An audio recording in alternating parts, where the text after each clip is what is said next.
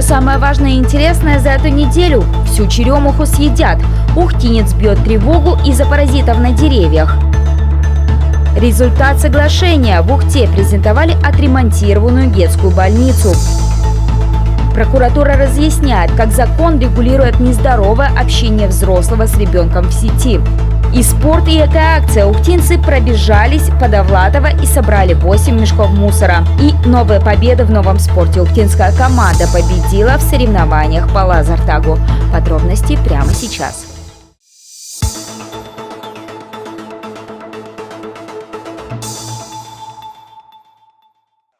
Этот год порадовал ухтинцев ранней весной и высокими температурами. Правда, оказался в этом подарке природы и минус. На некоторых деревьях в черте города стали замечать обилие паразитов. Так сильно пострадала черемуха. Деревья облюбовали сразу два вида насекомых-вредителей – черемуховая моль и тля.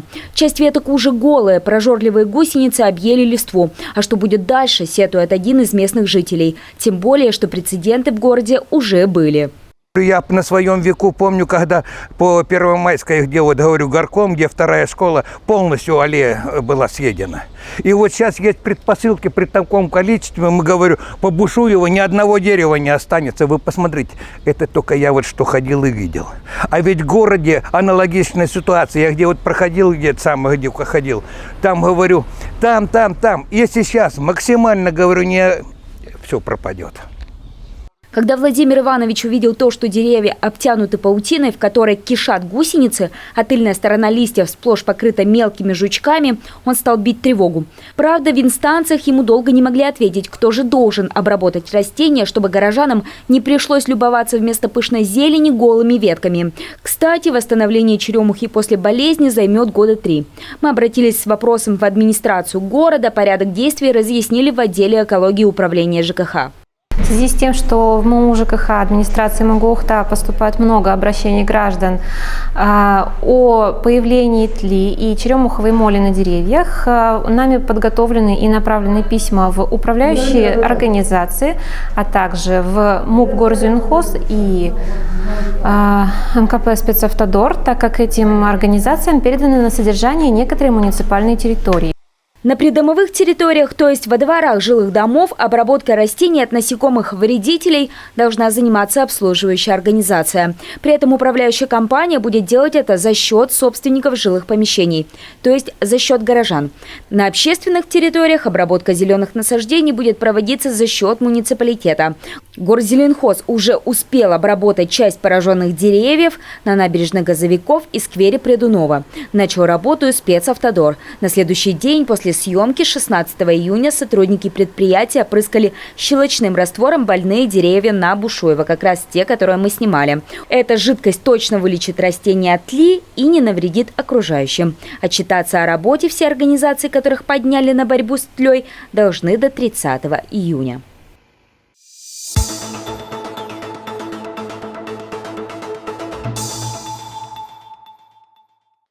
15 июня в Ухте прошло торжественное открытие детской больницы после ремонта. Реализовано обновление медучреждения было в рамках трехстороннего соглашения между предприятием «Газпромтрансгаз Ухта», непосредственно детской больницей и компанией «Бетис». На презентации обновленного здания присутствовали все непосредственные участники проекта. Как отметил Александр Гайворонский, гендиректор «Газпромтрансгаз Ухта», работы были сделаны очень своевременно. Из-за роста цен на металл стоимость ремонта могла сильно вырасти. Его поддержал главврач учреждения Марат Нуриев, отметивший, что ремонт поможет и сэкономить бюджет впоследствии. Если сейчас мы не закупили, то рост на 30%, то есть мы вообще не знали бы, как заканчивать этот объект на самом деле. Это очень незапланированная такая история была. Я еще хочу добавить, вот за этим фасадом скрывается утепление здания, и капитальные такие моменты, и кровля. То есть это я уже вижу экономию финансовых средств, которые я могу направить на какие-то иные мероприятия. Это только плюсы своевременного обновления фасада. А ведь в здании были заменены еще и коммуникации, окна и двери, лестничные клетки. На территории поставили современную детскую площадку, отремонтировали и рентген-кабинет, который также был оснащен новым оборудованием. Нашего социального партнерства с «Газпромом» благодарю коллег. Александр Ильич, в рамках нашего партнерства закуплено Минздравом и передано оборудование, сейчас это рентген на 2 рабочих места, стоимость практически 10 миллионов, да, 9,6 миллионов. И так мы ровно и идем, и планируем идти по другим объектам. Оснащение мебели Минздрав делает оснащение, а социальные партнеры помогают нам, в частности, с финансированием. Также на презентации обновленного объекта напомнили и об актуальности ремонтов в медучреждениях Ухты не только для местных жителей. Тут лечится и население близлежащих районов – Сосногорска, Троицко-Печорска, Вуктыла, Ижмы и Княжпогоста.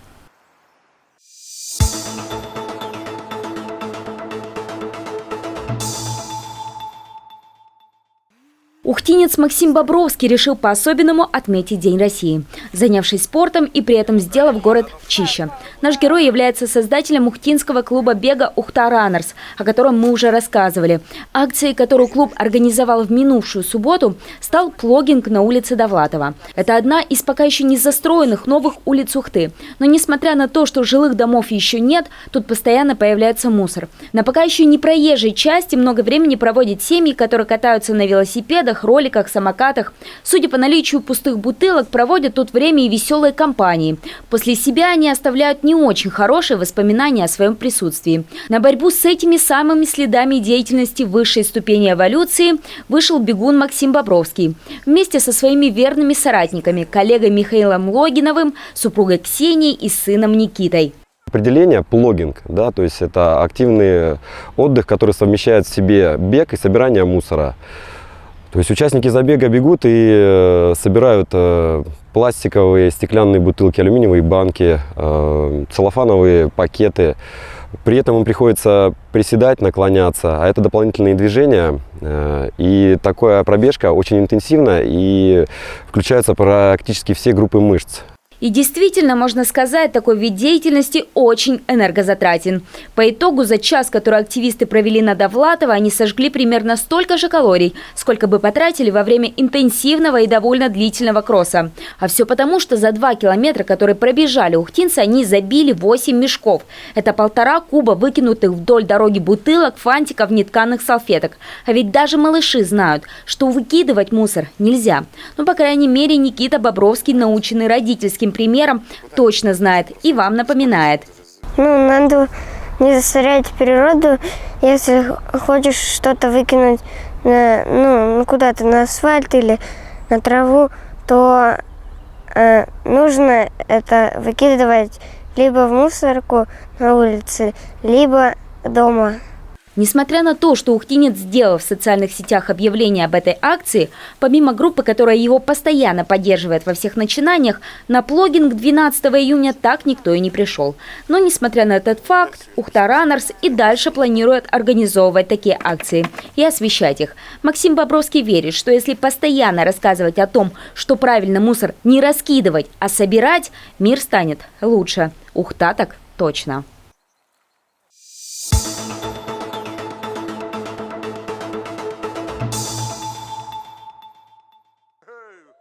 Ухтинские школьники совсем недавно вернулись с соревнований по одному из новых видов спорта.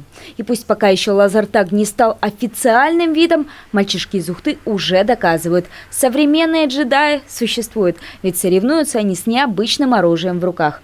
Лазертаг – командная военно-тактическая игра с использованием безопасного лазерного оружия и сенсоров, которые фиксируют попадания, активно набирает популярность. Соревнования по спортивному лазертагу становятся все более массовыми. На один из таких турниров, который нес звание не только всероссийского, но и международного, отправились наши ребята. В Смоленске они показали, ухтинская физподготовка и тактика достойны высшей ступени пьедестала. Ребята упорно тренируются уже на протяжении года, не покладая рук. И при помощи нашего старшего инструктора Григория, у которого многолетний опыт уже работы инструктором, он дает спортивную составляющую, то есть физику прикладывает к детям, я прикладываю к детям больше тактику. То есть, и вот в совокупности получилась вот такая пятерка, которая победила всех. Золотая пятерка стала лучшей в возрастном диапазоне 10-13 лет. Несмотря на волнение и сильных соперников, ухтинские ребята показали класс.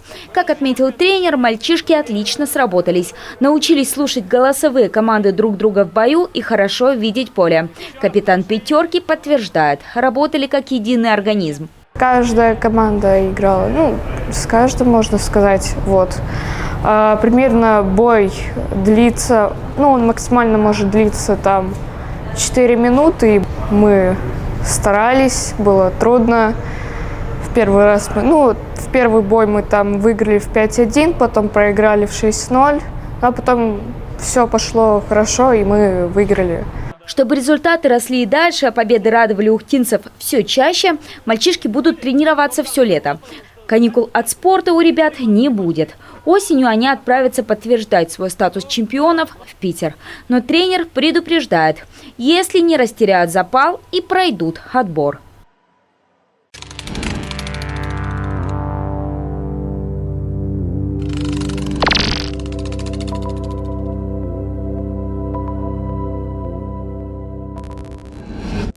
Все чаще стала появляться информация о том, что подростки становятся жертвами половых преступлений в сети интернет. Как закон регулирует нездоровое общение взрослого с ребенком? Как правило, к несовершеннолетним через соцсети добавляется, соответственно, злоумышленник и втеряется в доверие под разными предлогами, то есть находят сначала общие интересы, какие-то обсуждения, темы для обсуждения. После этого начинают предлагать обменяться фотографиями. И потихоньку, соответственно, все приходит к тому, что несовершеннолетние начинают направлять ему свои фотографии в обнаженном виде, в купальниках, либо злоумышленник начинает заводить темы, скажем так, интимного характера с несовершеннолетними, высылает сведения порнографического характера, и в связи с этим совершается преступление, которое квалифицируется согласно уголовного закона по статье 135 Уголовного кодекса Российской Федерации, а если совершено в отношении малолетнего, не достигшего 12 лет, соответственно, уже как статья 132 Уголовного кодекса Российской Федерации, пункт 4, подпункт Б. Чем меньше возраст потерпевшего, тем более тяжкое преступление было совершено. К сожалению, данное преступление они довольно тяжело, соответственно, раскрываются, в связи с чем злоумышленники применяют информационные телекоммуникационные технологии, используют так называемые анонимайзеры, технологии, которые позволяют заменить IP-адрес, с которого отправляется то или иное сообщение. Соответственно, после того, как следственное мероприятие проводится, устанавливается, что злоумышленник якобы находился не на территории Российской Федерации, например, за рубежом, то есть в таких странах, допустим, как Саудовская Аравия, Польша, Великобритания и так далее и тому подобное. К сожалению, эти преступления довольно, как я уже сказал ранее, сложно раскрываются, и самой главной задачей является профилактика недопущения данных преступлений в отношении несовершеннолетних. В связи с чем, соответственно, прокуратура города Ухты призывает родителей внимательно смотреть, с кем общаются их несовершеннолетние дети, проводить с ними доверительные беседы по данным вопросам. В первую очередь обращать внимание, когда к ребенку добавляется лицо, которое ранее с ним не встречалось, нет общих друзей, соответственно, вживую родители не видели этого человека, тем более, если это взрослое лицо, сразу провести беседу с ребенком и, соответственно, посмотреть переписку. Если же подтверждаются факты, что велись какие-то разговоры на тему половых отношений, порнографического характера, распространения материалов, либо, соответственно, несовершеннолетнее лицо направляло фотографии свои в обнаженном виде, то однозначно имеются признаки совершения преступления в отношении несовершеннолетнего. В связи с этим нужно обращаться к правоохранительным органам для расследования преступлений.